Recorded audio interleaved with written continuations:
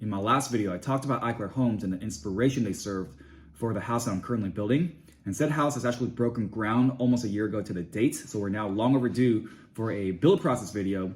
So let me go ahead and catch you guys up to speed and let's get into it.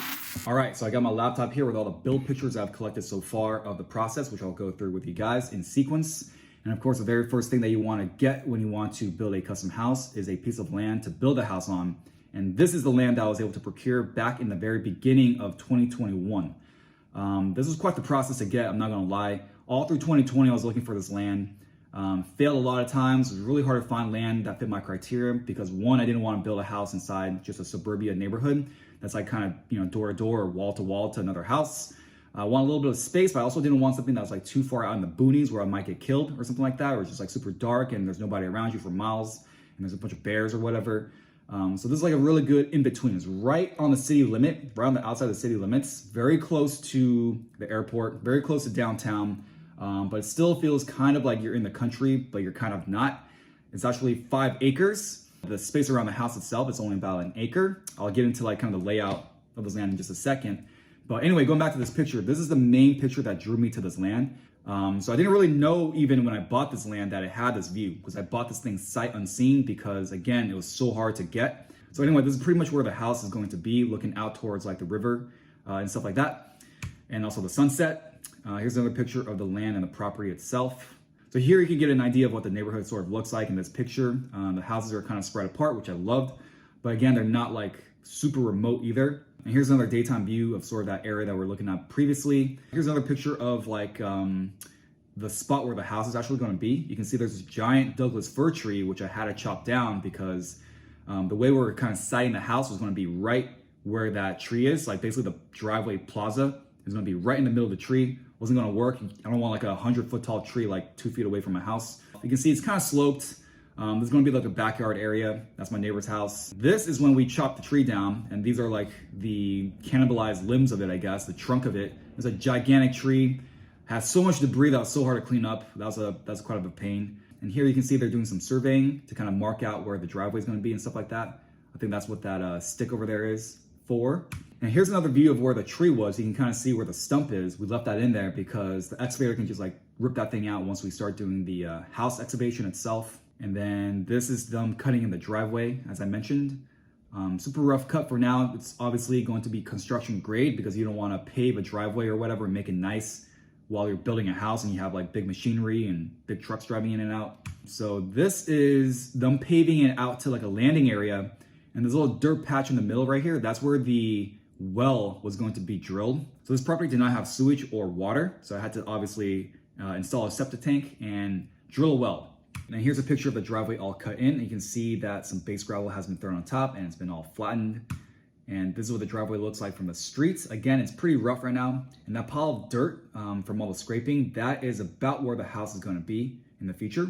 So another reason why I did this driveway early on, months before the house even kind of broke ground, is because I needed to get a landing area again for the well drilling. You can see here in this picture, these are some pretty big trucks that I need to get all the way out there. They couldn't just drive up the grass field to get there. It was just too slippery at the time. And it's a pretty interesting process. Also very harrowing because if you have drilled a well before, you know that it's sort of not guaranteed. You pick a spot and you sort of just hope that you actually hit water. And if you don't, you're out of luck. You gotta basically go find another spot in your land and drill it again. And every feet that you drill is very expensive. This well cost me something around like $35,000 or something like that with a pump included, which wasn't a small figure by any stretch of the means. But the benefit is I get, I guess, free water for life for this property. So I think the average requirement for an entire house is about 10 gallons per minute. And that's basically so you can sustain multiple different things going on at the same time. Like for example, you can have your washing machine going, you can have a shower going, maybe you can be washing a car at the same time. So about 10 gallons per minute can sustain that. This well that I got luckily hit about 25 or 26 gallons per minute. So it's definitely far exceeding the minimum requirement. And here's another view of the truck doing its thing, the well rig, I guess, as you call it. So in this picture, you can kind of see they're sleeving down the steel tube, basically, that contains the well itself, which is like, I think about 1 foot or so in diameter. And at the very bottom of it sits like some filters and then like the pump, and obviously the electricals that go to the pump. And then this was a good sight to see. You got water. And then this is the well all done. That is the steel tube that they inserted all the way down, poking up, and obviously they capped it off. And this gray box right here is the control box for the well pump itself. I actually upgraded to a variable speed one, so it's not just running at like, max speed all the time or one speed. And that can prolong the life of it and also give you a little bit more efficiencies. And here's another gratuitous shot of the land and the view.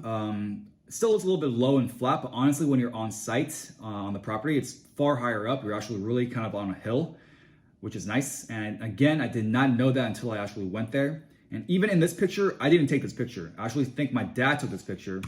And yeah, that's his car right there. He actually drove up there before I did to look at the land.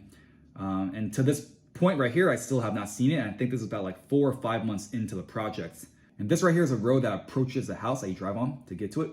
Nice little country road. Okay, now we're getting into the house build itself. This is the excavation for the house, and we're starting to survey the property. That's where all these little sticks are, these little colored flagpoles and stuff like that. One of the benefits of building a custom house is you have full authority in terms of where you want to place it in your land and also how you want to clock the house, like how you want to orient the house. Obviously, we wanted to point it in a way that's private and also in a way that captures the full breadth of the view that the property has. So that's something that we're able to do, which is pretty cool. I actually had to tweak that thing once because the first pass when I worked with my architect, it was clocked a little bit too far to the left, so it wasn't really pointing down the river as much as I wanted to. So we were able to kind of like turn it, but then that also changed things a bit in terms of the excavation, because if I kept turning it to the right or clockwise, it would have dug into the hillside too much, and that would have required too much excavation. So there's a limit of how much I could like actually turn it. This was the good balance point basically right here. And here they are doing some more digging. They also have to compact down the soil and do a soil analysis with geotech to make sure that basically the soil is compacted enough to sustain the weight of a house. And this little mound right here is where the garage is actually going to be. So everything else is going to be like a man-made foundation basically that gets raised up. Because again, there's actually a pretty big generous slope to this property. It's hard to see in the pictures. It looks flat right here, but it's definitely not flat. But the one thing that's going to stay flat is the garage area. So the top of that mound is about where the floor level is for the house. And then here's another view of all the excavation work. This was a pretty extensive excavation. And back there, you can see the slope that I'm talking about. Like right now, there's like kind of a low corner point, but you don't really see like, the full slope of it. But the way you know that this property is sloped is that giant cutout in the wall in the back. So going back to how we were clocking the house to take in the views and also wanted to push the house back into the hillside as much as I can to make it more private and obviously to get more of a backyard. That required cutting into the hillside like you see here. Here you can see that the crew is out to start work on the foundation and the footings. And speaking of the foundation footings, this thing came out to be a beast, as exemplified by this picture right here with all the rebar just in the footings alone. This is a ton of rebar.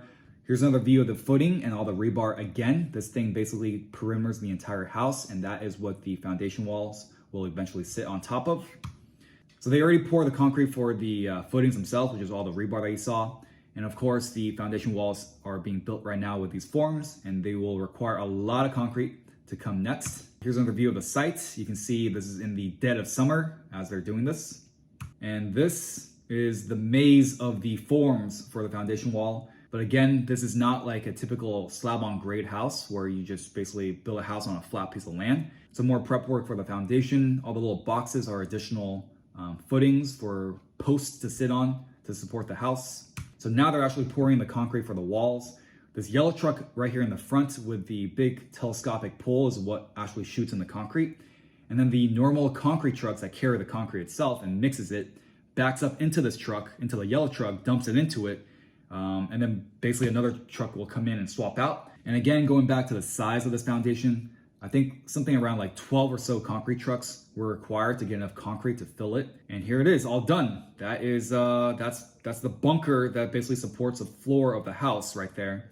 So this is a view from like the middle of the house where the carport's gonna be, facing the back.